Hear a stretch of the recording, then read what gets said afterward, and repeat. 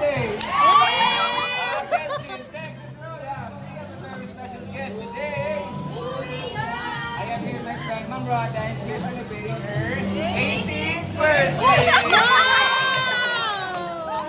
Okay guys, so nice to be happy. It's your birthday. Happy birthday!